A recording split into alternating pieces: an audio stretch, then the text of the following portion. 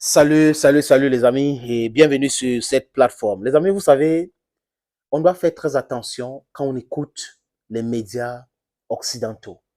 On doit faire très attention quand on écoute la presse occidentale, quand on lit ce que la presse occidentale nous envoie comme information. Vous savez qu'ils ont leur narratif, ils ont leur définition de mots.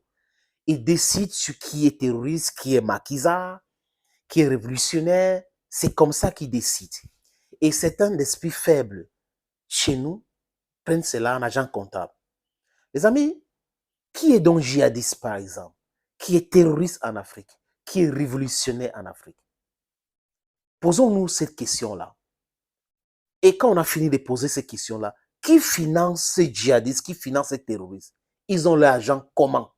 Qui les vend les armes sophistiquées que l'armée ne peut pas acheter? Mais ces soi-disant terroristes et djihadistes ont cette arme-là. Qui les donne les téléphones satellitaires? Posons-nous, qui les donne les renseignements? Donc, on doit faire très attention quand la presse européenne, la presse occidentale nous donne certaines informations. Cette presse occidentale qui prétend défendre le droit de l'homme, la liberté de l'expression, il y a une journaliste française qui a donné des informations sur le pillage français en Égypte. Il a été arrêté, ou elle a été arrêtée, et les médias en France, par exemple, ne demandent pas sa libération. Vous comprenez pas un peu cela? Les médias en France ne demandent pas la libération de cette fille qui a lancé, cette dame qui a lancé ces whistleblowers. Elle est un cas sérieux aujourd'hui. Elle n'a pas vu sa famille depuis plusieurs jours.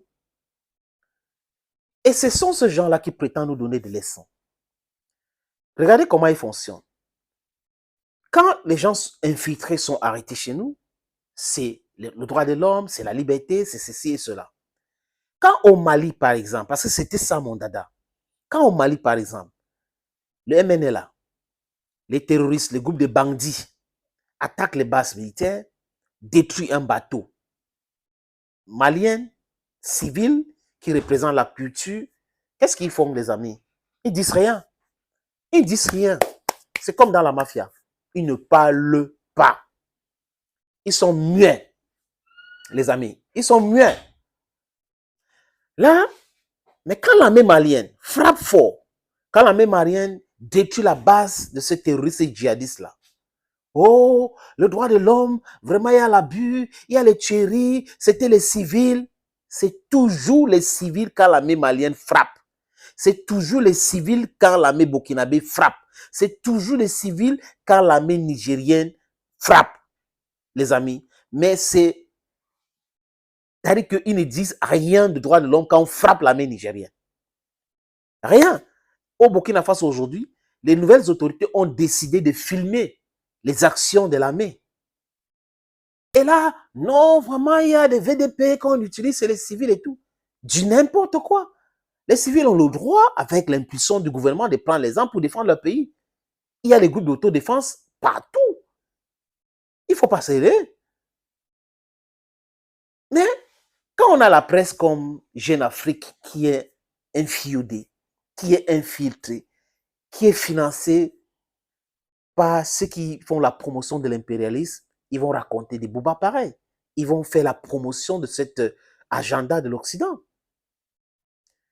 Comment se fait-il que quand les terroristes sont frappés, on parle de droits de l'homme? Quand l'armée est frappée, la même presse, les mêmes chancelleries occidentales ne disent rien. Ils disent rien. Non, vraiment, ça montre la faiblesse. Wagner a fait ceci, vous avez vu que Wagner n'est rien, non. Vous voyez maintenant, non, ce qu'on disait, non. Vraiment, comme depuis que l'armée française est partie, l'armée allemande est partie, l'armée ceci est partie, la force des Nations Unies sont partis, ils sont devenus trop faibles, non. Voilà, c'était le travail, on faisait bien le travail. Ça croit que c'est vous qui financez. Bon, bref, c'est pas à croire, les amis. Ce sont eux. Ce sont eux. Oui, ils sont derrière. C'est pour ça que quand on frappe les terroristes, ils disent que le droit de l'homme. Mais quand l'armée est frappée, il n'y a pas de droit de l'homme, les amis. Il n'y a pas de droit de l'homme. Je vous suggère d'écouter cette petite audio. C'est un Touareg malien qui parle. Et il parle fort, les amis. On écoute. On a bombardé notre bateau. un crime culturel et économique. Vous avez vu la CEDEAO parler? Vous avez vu la France condamner? Vous avez vu l'Europe condamner? Et il suffit seulement que l'armée malienne se défend et inflige, comment dirais-je, une bastonnade à la hauteur de la chose à des bandits et à des terroristes. Vous allez voir tout de suite, on va parler des droits de l'homme et des droits humains. Mais nous, on a dépassé ça aujourd'hui. C'est-à-dire que nous sommes plus dans la dynamique où on va prendre les définitions de la France ou de l'Occident. Non, nous définissons nos choses selon nos valeurs, selon nos besoins, selon nos réalités, et ils sont en phase avec les droits humains et les droits de l'homme. Il a tout à fait raison. Ah oui, il a tout à fait raison. Donc nous devons faire très attention. On a nos définitions de ces choses-là. Et que les Européens, il n'y a pas de l'élite, parce que les Africains n'ont rien contre le peuple européen. Les Africains n'ont rien contre le peuple américain. Nous sommes un peuple paisible. Nous devrons vivre ensemble et nous allons toujours vivre ensemble. Mais les Africains ont quelque chose contre la politique que mènent les élites occidentales en Afrique. Voilà le problème. Donc quand les gens commencent à ressentiment anti-américain, ressentiment anti-français, ça n'existe pas chez nous.